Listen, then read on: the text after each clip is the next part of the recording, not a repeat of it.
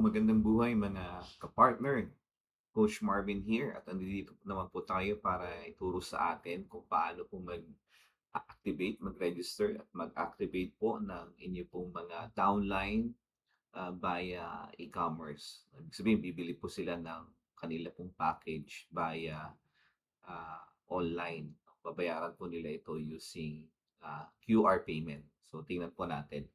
So, pupunta nyo po sa ating pong URL na app.elevatewell.ph/register. So, ganito po lalabas dyan sa ating page, yung form po natin to register. So, type in po natin yung ating po nung name ng ating pong i-register dyan, including their valid email. Make sure na po na yung email po na ilalagay po dyan active and working kasi po nagpapadala po ito ng temporary password doon sa inyo pong account para makapag-login po kayo. No? The same time, lahat po ng mga notifications, updates ay papasok po sa inyo via email. So just in case hindi nyo po makita yung email ng company doon sa inyo pong account, check nyo po sa spam box, baka doon po pumasok. Just in case. Okay, so register na po natin ito.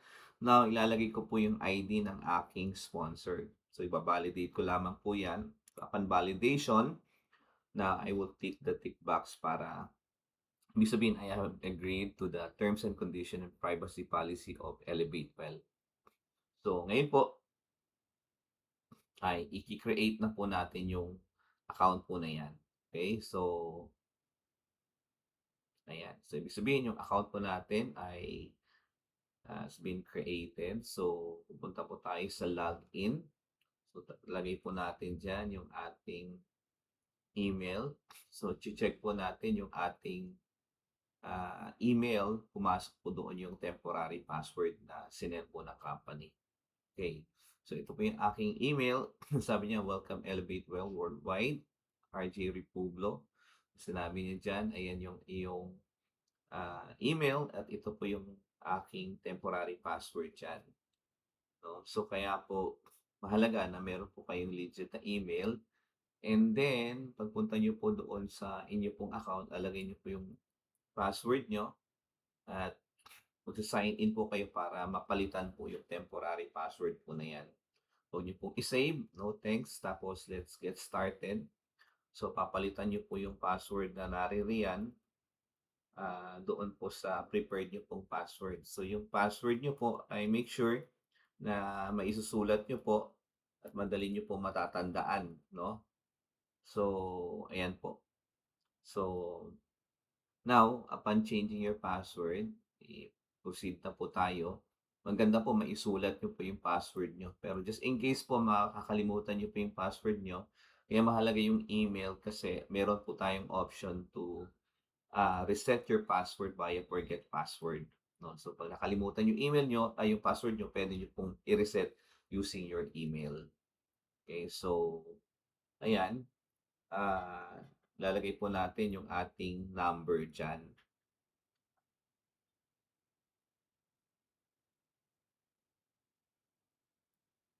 So, we type in yung number po dyan.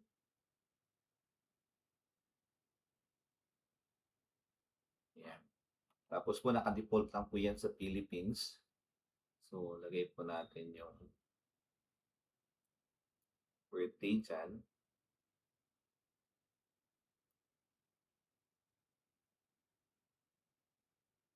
Ayan.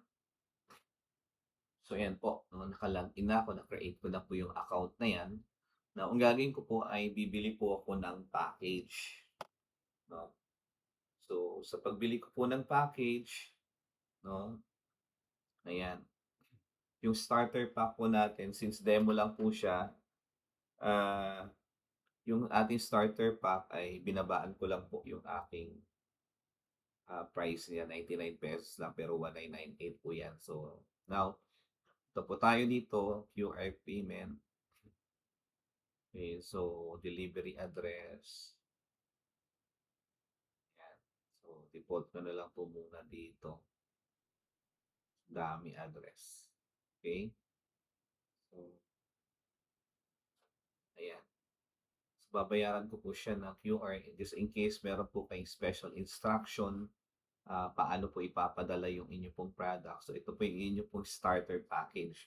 So, since binili niyo po ito sa QR, yung company mismo po magde-deliver sa inyo. And make sure na tama po yung address na pipil upan niyo po dyan para makarating po yung starter package niyo po sa inyo. Okay, place it. So, pag place niyo po niyan ay, ayan po. So, you have basically, ah, kailangan nyo lamang pong i-scan QR, yan, yung inyo pong nasa screen. No? Subukan po natin, no?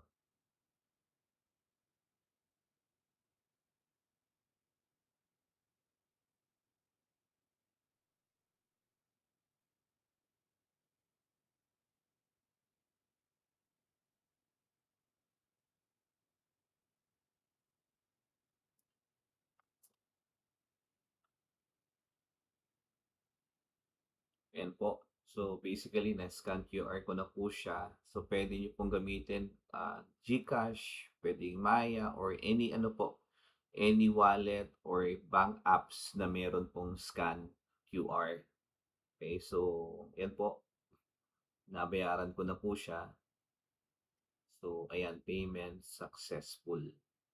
So, sa akin pong GCash account ay payment successful na. I-check ko po yung payment status dyan. So, bababalidate po ng ano, ayan, your package has already been purchased. Ayan po, nabayaran ko na po siya via aking QR. Okay, so, ngayon, bayad na po siya. So, ibig sabihin yung aking account po ay activated na. No, hihintayin ko na lamang po yung office maipadala po yung package doon sa inilagay ko pong address. Okay? So, ngayon, pupuntahan po natin para po yung ating account ay maitag na sa network. Check po natin.